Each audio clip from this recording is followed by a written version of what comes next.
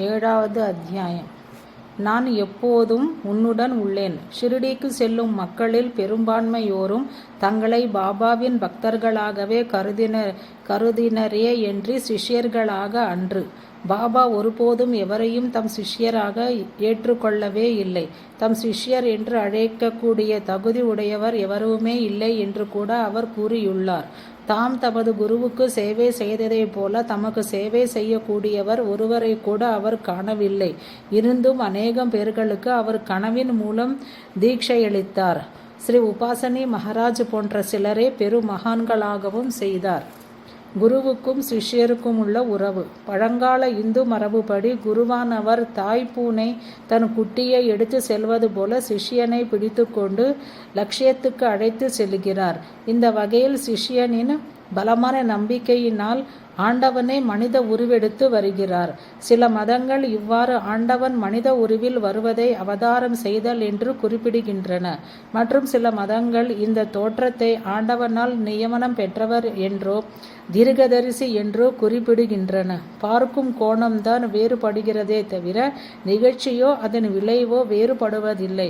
மற்றொரு வகை உதாரணத்தில் குரு எப்போதும் ஆத்மானுபூதி நிலையிலேயே திளைத்திருக்கிறார். தாய் குரங்கு மரமேறும் போது குரங்கு குட்டி ஒன்று தன் தாயை இறுக பற்றி கொள்வதைப் போல சிஷ்யன் அவரை தானாகவே பற்றி கொள்கிறான். வெளிப்படையாகத்தான் இவ்விருவகை தொடர்புகளிலும் வித்தியாசம் காணப்படுகிறதே என்று உண்மையில் இரண்டும் ஒன்றாகின்றன. குருவானவர் தாய்ப்பூனையைப் போல தம் சக்தியினாலும் அன்பாலும் சிஷ்யனை ஆத்மீக பாதையில் உறுதியாக பிடித்து செல்லும் போது சிஷ்யம் தன் குருவின் சக்தியாலும் அன்பாலும் முற்றிலும் ஆட்கொள்ளப்பட்டவனாய் குருவை தவிர வேறெதையும் நினைப்பதில்லை. இவ்வாறு அவன் குரங்கு குட்டி தன் தாயை பற்றி கொள்வதைப் போல தனது குருவை பற்றி கொள்கிறான். இவ்வாறு கூறப்படும் இருவித குரு சிஷ்ய தொடர்புகளும் இரண்டு தனித்தனி வகையானவை அன்று. ஆனால் ஒரே தொடர்பை இரண்டு வித கோணங்களில் குருவின் நோக்கிலும் சிஷ்யனின் நோக்கிலும் கண்டு விவரிப்பதே ஆகும். தாம் அளித்த மந்திரத்தை ஒருமைப்பாட்டுடன் சிஷ்யன் நினைப்பதன் மூலம் குரு சிஷ்யனை பற்றி கொண்டு செல்வதற்கும் குருவின் சக்தியையும் அன்பையும் இடைவிடாது நினைத்து வருவதன் மூலம் குரு சிஷ்யனை பற்றி கொள்வதற்கும் எந்தவிதமான வித்தியாசமும் இல்லை. பகவான் ரமணரின் சொற்கள் இதனை பற்றி அறுதியிட்டு கூறுகின்றன.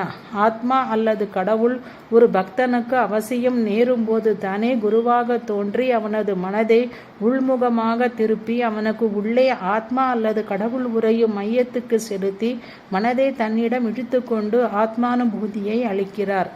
பாபாவின் வாக்குறுதிகள். ஒரு குரு தமது ஆத்மீக குழந்தைகளான பக்தர்களின் ஆத்மீக லௌகீக சம்பந்தமான நலன்களை காப்பதற்கு தமது குரு தமக்கு எந்தவிதமான வழிகளை கையாண்டாரோ அவற்றையே தானும் மேற்கொள்வது வழக்கம். சாயிபாபாவின் கூற்றுப்படி அவருடைய குரு இந்த பிறவியிலேயோ முற்பிறவியிலேயோ யார் அறிவார். பாபா எங்கிருந்தாலும் அவருடன் தாம் இருப்பதாக வாக்களித்துள்ளார். சாயிபாபாவும் அம்முறையே தம் பக்தர்களிடம் கடைபிடித்தார். அவர் கூறியுள்ளார், எப்பொழுது எங்கே நீ என்னை நினைத்தாலும் நான் உன்னுடன் இருப்பேன். பக்தனுக்காக சேவகன் உருக்கொண்டது. 1904ஆம் ஆண்டளவில் நானா சாஹேப் சந்தோர்கர் ஷிரடியிலிருந்து ஏறக்குறைய 100 மைல்கள் தூரத்திலிருந்த ஜாம்னரில் கிராம முன்சீப்பாக வேலை செய்து கொண்டிருந்தார். கருவுற்றிருந்த அவரது மகள் மைனத்தாய் 3 நாட்களாக பிரசவ வேதனையால் துன்புற்றாள். மருத்துவர்களும் அவளது நிலை கவலைக்கிடமானதென்று அறிவித்து விட்டனர். வேறு எவ்வித உதவியும் இல்லை என்ற நிலையில் வந்தபோது இறுதியாக அவர் பாபாவிடம் தம் மகளை காப்பாற்றுமாறு பிரார்த்தித்து கொண்டார். அதே சமயத்தில் ஷிரடியில் ராம்கீர் புவா என்ற பெயர் கொண்ட பக்தர் ஒருவர் கண்டேஷியிலுள்ள தம் வீட்டிற்கு செல்வதற்காக பாபாவிடம் அனுமதி கேட்க வந்தார். பாபா அவருக்கு அனுமதி அளித்தார். ஆனால் முதலில் ஜாம்னருக்கு போகும்படி கூறினார். அங்கே நானா சாஹேப் சந்தோர்கருக்கு ஒரு பொட்டலம் ஊதியும் பாபாவின் ஆரத்தி பாட்டு எழுதிய காகிதத்தையும் அளித்துவிட்டு தம் வீடு செல்லலாம் என்று கூறினார். ராம்கீர் புவா பாபா கூறியபடியே செய்ய தயாராயிருந்தார். ஆனால் அவரிடம் 2 ரூபாய்கள் மட்டுமே இருந்தன. ஜல்கான் வரை மட்டுமே அந்த பணத்தை கொண்டு போக முடியும். அங்கிருந்து ஜாம்னருக்கு 30 மைல் தூரம் உள்ளது. ஜல்கானிலிருந்து ஜாம்னர் செல்வதற்கு அவரிடம் பணமில்லை. பாபா அவருக்கு பணம் கொடுக்கவில்லை. ஆனால் தேவையானவை எல்லாம் அளிக்கப்படும் என்று உறுதியளித்தார். பின்னர் பாபா ராம்கீரிடம் ஷாமா இயற்றிய ஆரத்தி பாட்டு எழுதிய காகிதம் ஒன்றையும் ஊதியையும் அளித்தார். பாபா ராம்கீர் புவாவை பாபு கீர் புவா என்று அழைப்பது வழக்கம் என்பதை நன்கு கவனிக்கவும். ராம்கீர் புவா சற்றும் தாமதமின்றி ரயிலில் புறப்பட்டு ஜல்கானை விடிகாலை 2:45 அடைந்தார். அவரிடம் 2 நாட்கள் மட்டுமே மீதமிருந்தன. மற்ற பிரயாணிகள் யாவரும் டோங்காக்களை அமர்த்தி கொண்டு செல்வதை கண்ட அவர் தாம் 30 மைல்கள் நடந்தே போக வேண்டும் என்று பாபா விரும்புகிறாரோ என்று அதிசயித்து கொண்டிருக்கும் போது ஷிரடியை சேர்ந்த பாபு கீர் பூவா என்பவர் யார் என்று கேட்டுக்கொண்டே ஒரு சேவகன் அங்கே வந்து சேர்ந்தான். ராம்கீர் பூவா தம்மை அறிமுகப்படுத்தி கொண்ட போது சேவகன் நான் அவரை அழைத்து செல்வதற்காக நானா சாஹேப் சந்திரோர்கரால் அனுப்பப்பட்டு டோங்காவுடன் வந்திருப்பதாக கூறினான். சேவகனும் ராம்கீர் பூவாவும் டோங்காவில் ஏறி ஜாம்னரை நோக்கி விரைந்தனர். செல்லும் வழியில் ஓடை ஒன்றை அடைந்த போது வண்டிக்காரன் குதிரைகளை அவிழ்த்து நீர் பருகுவதற்காக ஓடைக்கு அழைத்துச் சென்றான். சேவகன் ராம்கீர் பூவாக்கு சிற்றுண்டி அளித்தான். ஆனால் அந்த சேவகனுக்கு மீசையும் தாடியும் இருந்திருந்தால் அவனை முஸ்லீம் என்று கருதிய ராம்கீர் பூவா அதை உண்ணுவதற்கு விரும்பவில்லை. சேவகன் தான் இந்து என்றும் க்ஷத்ரியர் குலத்தை சேர்ந்தவர் எனும் உறுதியளித்து அந்த சிற்றுண்டி நானாவால் தயாரிக்கப்பட்டு அவருக்காக அனுப்பப்பட்டது என்றும் கூறினான். பின்னர் சேவகனும் ராம்கீர் பூவாவும் காலை சிற்றுண்டி அருந்தினர். வண்டியோட்டி குதிரைகளை கொண்டு வர டோங்கா விரைவில் ஜாம்னரின் எல்லையை அடைந்தது. ராம்கீர் ஓர் இடத்தில் இயற்கை உபாதியை நீக்கிக் கொள்வதற்காக இறங்கினார். பின்னர் மீண்டும் திரும்பி வந்து பார்த்தபோது வண்டியும் சேவகனும் அவரை விட்டுவிட்டு சென்று விட்டதைக் கண்டு திகைத்தார். கிராமம் வெறுகு அருகில் இருக்கவே அவர் விசாரித்து கொண்டு நானா சாஹிப்பின் வீட்டின் அடைந்தார்.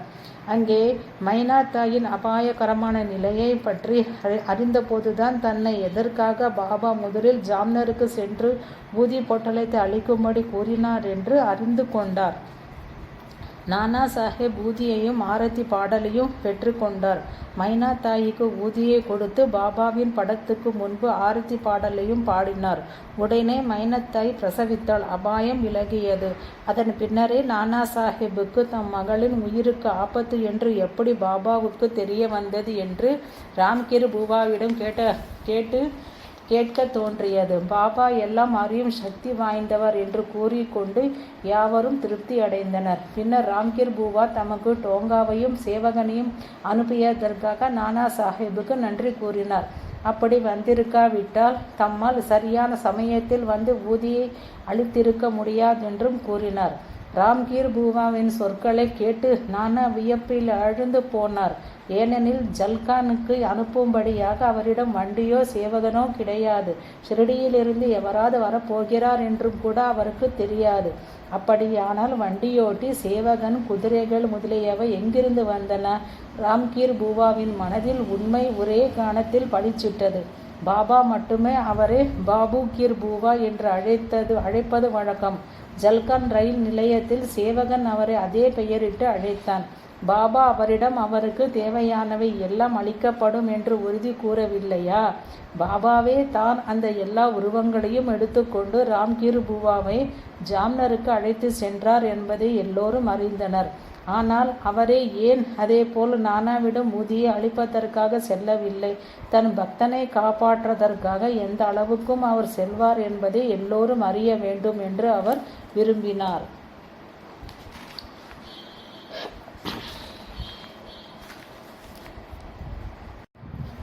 வேறு உருவில் நேரில் தோன்றியது.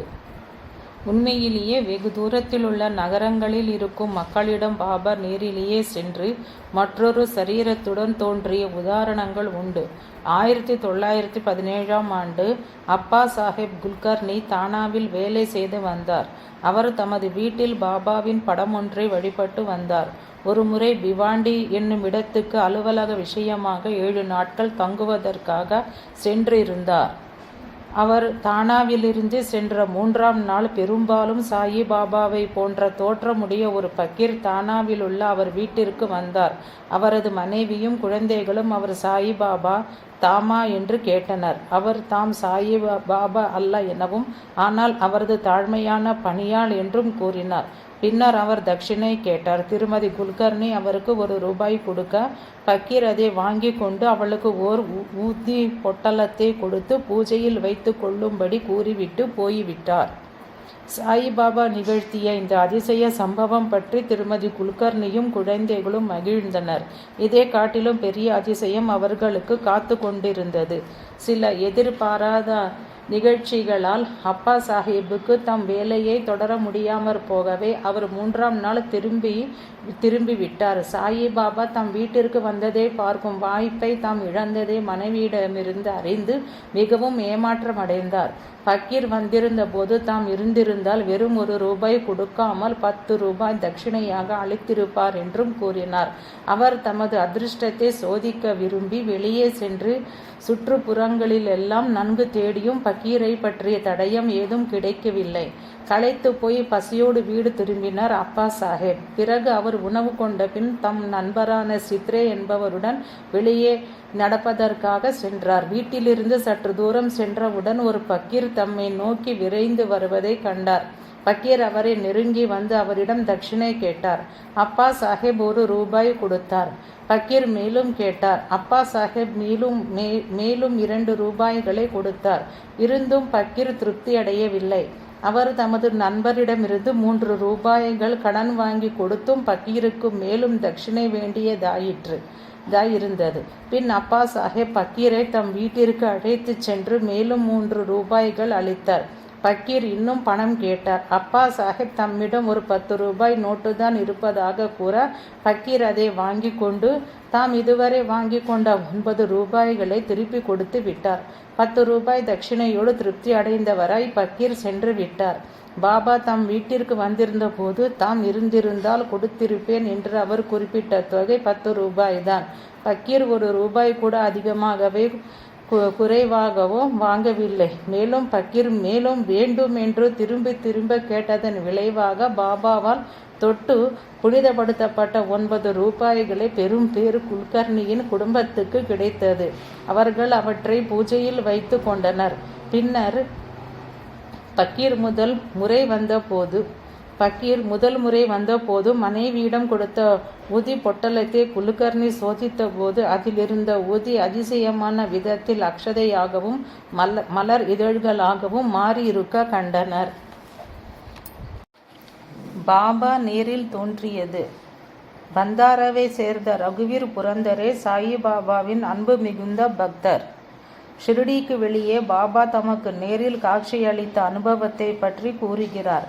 எனது மனைவியை காலரா நோய் தாக்கியது. மருத்துவர்கள் அவள் பிழைப்பாள் என்றே நம்பிக்கையை இழந்து விட்டனர். அப்போது தாதரில் என் வீட்டுக்கு முன்னால் இருந்த தத்தரின் கோவிலுக்கு அருகில் சாயிபாபா நின்று கொண்டிருப்பதை கண்டேன். அவர் அவளுக்கு ஊதியும் தீர்த்தமும் அளிக்கும்படி கட்டளையிடவே அவளுக்கு அவற்றை கொடுத்தேன். அரை மணி நேரத்தில் அவளது உடலில் போதுமான வெப்பம் ஏற்பட டாக்டருக்கு நம்பிக்கை திரும்பியது. அவள் விரைவில் குணமடைந்தாள். பாபாவின் மிக நெருங்கிய பக்தர்களுக்குள் ஒருவரான மஹல்சாபதி மற்றும் சிலரோடு ஒரு பல்லக்கில் ஜேஜுரி என்னுமிடத்திற்கு யாத்திரை சென்றார். அங்கே சென்றவுடன் அங்கு பிளேக் பரவி இருப்பதாக கேள்விப்பட்டு மனம் தளர்ந்து போனார்கள். மஹல்சாபதி மனம் தளர்ந்தவராய் பல்லக்கின் மேல் சாய்ந்தபடி நின்று கொண்டிருந்தார்.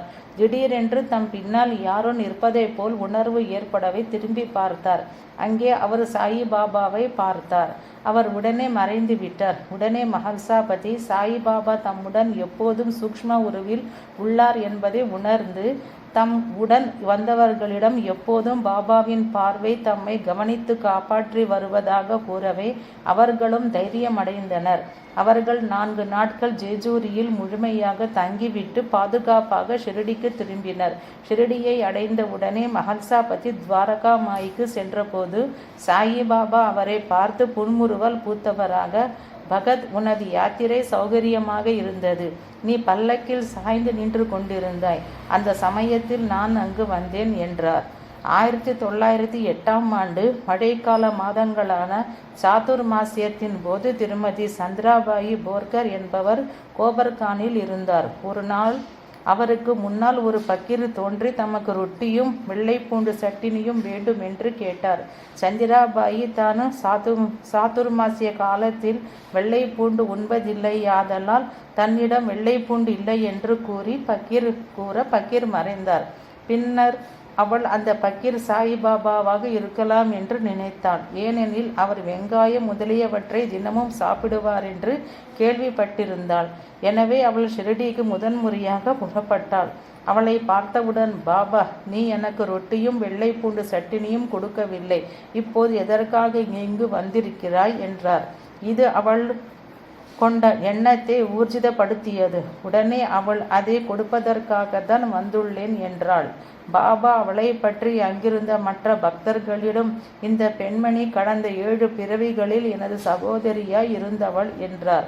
திருமதி சந்திராபாயி அடிக்கடி ஷிரடி செல்வாள். ஆனால் அவளது கணவர் போர்கர் ஒருமுறை கூட ஷிரடி சென்றதில்லை. ஆனால் அவர் தமது பக்தியின் கணவராதலால் பாபா அவர் மேலும் தம் கருணையை பொழிந்தார். 1909 பண்டரிபுரத்தில் ரோடு அமைக்கும் வேலையில் போர்கர் ஈடுபட்டிருந்த போது சந்திராபாய் ஷிரடிக்கு சென்று சில தினங்கள் அங்கே தங்கினாள். ஒரு நாள் சாயிபாபா அவளிடம், நீ பண்டரிபுரத்துக்கு உடனே செல்வது நல்லது. நானும் உன்னுடன் வருகிறேன். எனக்கு பிரயாணம் செய்ய வாகனம் எதுவும் தேவையில்லை என்றார். எனவே தாமதமின்றி சந்திராபாய் புறப்பட்டு பண்டரிபுரத்தை அடைந்தாள். அவளது கணவர் வேலையை விட்டு பம்பாயி போய்விட்டதை அறிந்து அதிர்ச்சி அடைந்தாள். அவளிடம் மிக குறைவான பணமே இருந்தது. கூட வேறு 2 பேரும் இருந்தனர். குர்த்துவாடி வரை அவளால் செல்ல முடிந்தது. அங்கே தனது கதியற்ற நிலையை நினைத்து வருந்தியவளாய் ரயில் நிலையத்தில் அமர்ந்திருந்தாள். திடீரென்று ஒரு பக்கீர் அவளுக்கு முன்னால் தோன்றி, ஏன் அவள் வருத்தமாக இருக்கிறாள் என்று வினவினார்.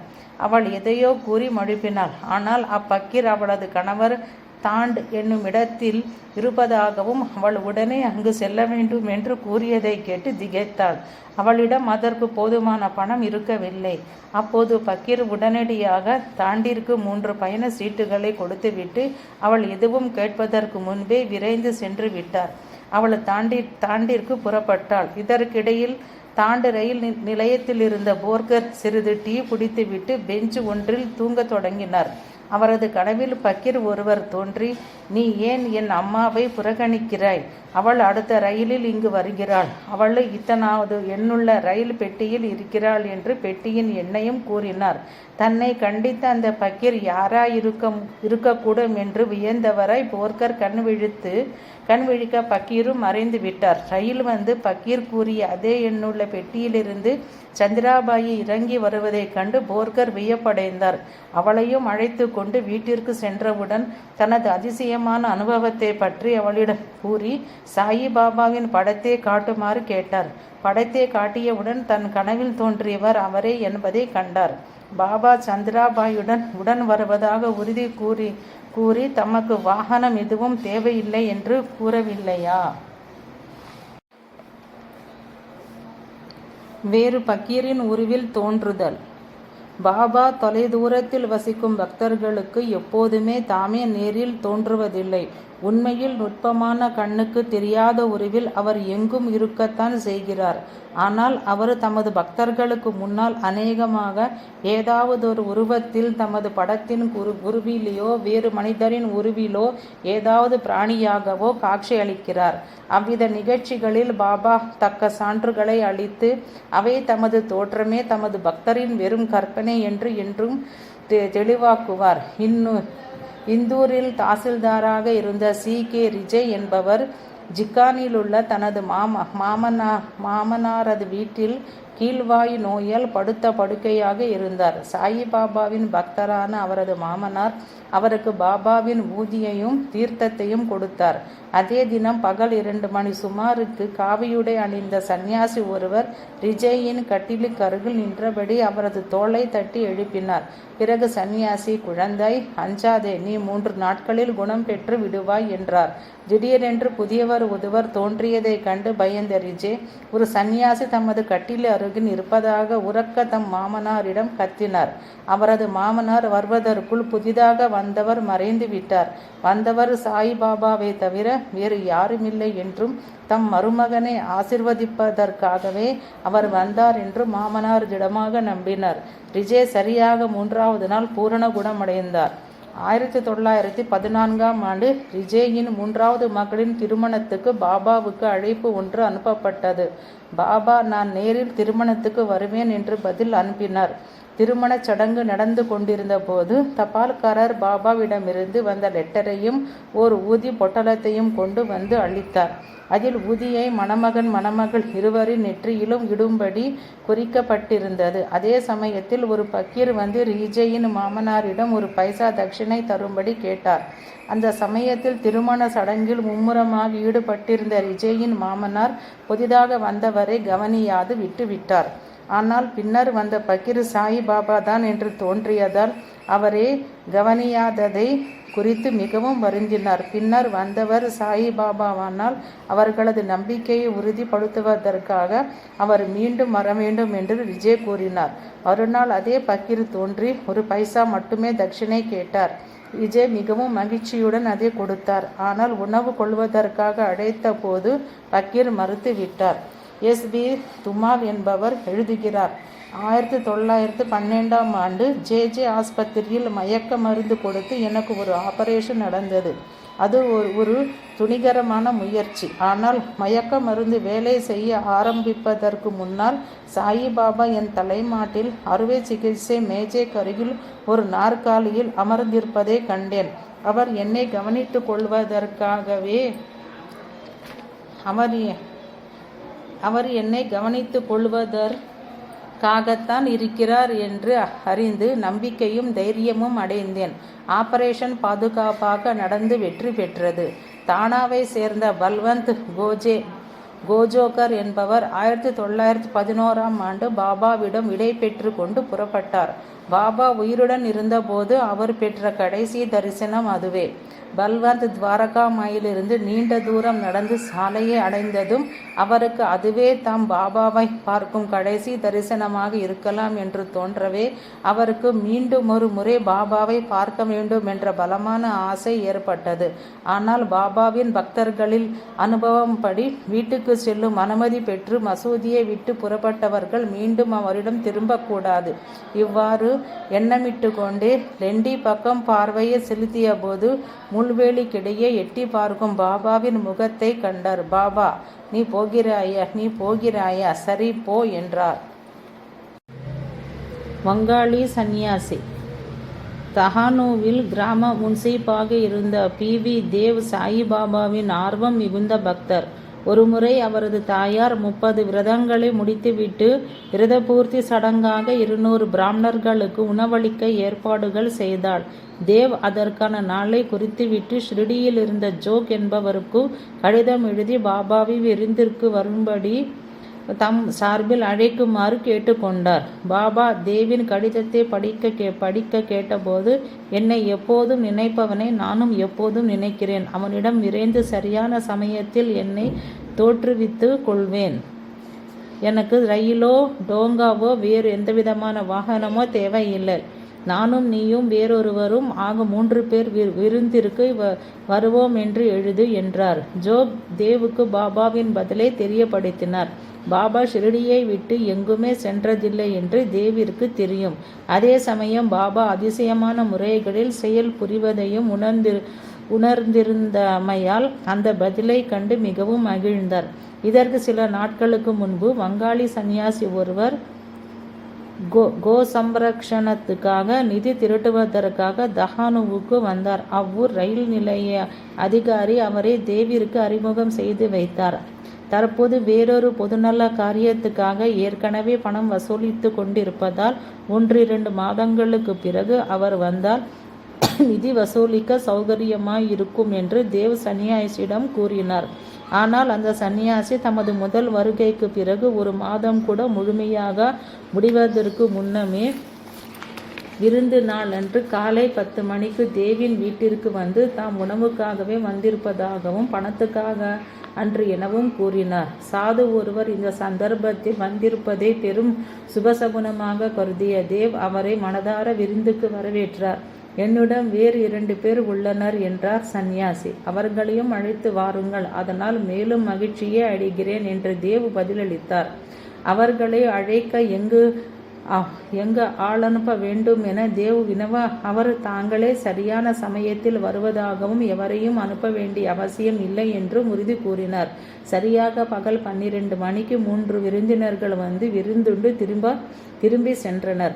சடங்கு முடிந்தவுடன் தேவ் விருந்து நல்லபடியாக நடந்து முடிந்ததாகவும், ஆனால் பாபா தம் வார்த்தையை காப்பாற்றவில்லை என்றும் ஷிரடிக்கு கடிதம் எழுதினார். ஷிரடியில் ஜோக் கடிதத்தை பிரிப்பதற்கு முன்பே, பாபா, நான் என் வாக்குறுதியை காப்பாற்றவில்லை என்று தேவ் கூறுகிறான். நான் மற்றும் 2 பேர்களுடன் விருந்திற்கு செல்லத்தான் செய்தேன். அவன் என்னை அடையாளம் கண்டு கொள்ள தவறிவிட்டான். என்னை அவன் அறிந்து கொள்ள வேண்டும் என்பதற்காகவே நாங்கள் 3 பேர் உள்ளோம் என்றும், நாங்கள் பணத்துக்கன்றி விருந்திக்கே வந்தோம் என்றும் தெளிவாக கூறினேன். நான் என் சொற்களை நிறைவேற்ற தவறுவதே இல்லை. ஆனால் என்னை அறிந்து கொள்ள இயலாதென்றால் என்னை ஏன் விருந்துக்கு அழைக்க வேண்டும் என்றார். தேவின் வீட்டிற்கு வந்த 3 விருந்தினர்களை பற்றி பாபா குறிப்பிட்டது ஜோகிற்கு புரியவில்லை. அவர் தாமதமின்றி பாபாவின் சொற்களை தேவிற்கு தெரியப்படுத்தினார். அப்போது தேவ் மீண்டும் நடந்த விஷயங்களை எல்லாம் நினைத்து பார்த்து, சந்நியாசி தாமே தான் பாபா என்று புரிவதற்காக அளித்த குறிப்புகளை புரிந்து கொள்ளாத தமது கவனக்குறைவை நொந்து கொண்டார். தனது பிரதபூர்த்தி சடங்கிற்கு பாபா வந்து ஆசி புரிந்ததை எண்ணி அவரது தாய் பெரும் மகிழ்வடைந்தாள். ஒரு நாள் ஜோஷி என்ற பெயர் கொண்ட பக்தர் ஒருவர் பாபாவிடம் விடை பெற்று கொண்டு உதி தரும்படி கேட்டார். பாபா அவருக்கு உதி பிறகு கிடைக்கும் என்றார். ஜோஷி ரயிலில் பிரயாணம் செய்து கொண்டிருக்கும் போது சக பிரயாணி ஒருவர் அவருக்கு ஊதி அளித்து அது சாயிபாபாவால் கொடுக்கப்பட்டது என்றார். 1909ஆம் ஆண்டு பல்வந்த் நாஸ்னேயின் தமையனார் பம்பாயிலுள்ள பஜீகர் ஆஸ்பத்திரியில் தொண்டையில் அறுவை சிகிச்சை செய்யப்பட்டு படுத்திருந்தார். தஹனாவிலிருந்து அவரது குடும்பத்தினர் யாவரும் அவரை பற்றி கவலைப்பட்டு கொண்டிருந்தனர். பகலில் அவர்களது வீட்டிற்கு உணவுக்காக ஒரு சாது வந்தார். அவர்கள் அவரை மிகுந்த மரியாதையோடு வரவேற்று உணவளித்தனர். அன்று வெண்டைக்காய் கறி செய்திருந்தனர். ஆனால் அத்தகைய பெரியவருக்கு மிக எளிய அந்த கறியை எப்படி பரிமாறுவது என்று கருதி அவர்கள் அதனை அவருக்கு பரிமாறவில்லை. ஆனால் அவராகவே அதை கேட்டு பரிமாற செய்து கொண்டார். பிறகு அவர் அக்குடும்பத்தினருக்கு ஆசியளித்து ஆஸ்பத்திரியில் அறுவை சிகிச்சை வெற்றிகரமாக நடந்து முடிந்ததென்று கூறிவிட்டு போய்விட்டார். நார்ஸ்னேயின் நண்பரான ஹரிபாபு சாயிபாபாவின் அருளினால் அங்கனம் நடந்திருக்கலாம் என்று நம்புவதாக தெரிவித்தார். சாயிபாபாவை பற்றி முதன்முறையாக நாஸ்னே கேள்விப்பட்டது அப்போதுதான். மாலையில் நாட்ஸ்னேயின் தந்தை ஆஸ்பத்திரியில் இருந்து திரும்பி வந்து அறுவை சிகிச்சை நலமாக நடந்து முடிந்ததென்றும், உடனேயே ஒரு சாது நோயாளியை அணுகி அறுவை சிகிச்சை நடந்த பகுதியை தம் கரங்களால் தடவி கொடுத்து எல்லாம் சரியாகிவிடும் என்று கூறிவிட்டு சென்றார் என்றும் கூறினார். பின்னர் அதே ஆண்டு நாஸ்னேயின் தந்தை தாஸ் கனுவின் கீர்த்தனத்திலிருந்து சாயிபாபாவின் பெருமையை பற்றி கேள்விப்பட்டார். விரைவில் குடும்பமே சாயிபாபாவின் படத்தை வழிபடத் தொடங்கியது. 1912ஆம் ஆண்டு நாஸ்னே 2 நண்பர்களோடு ஷிரடி சென்றார்.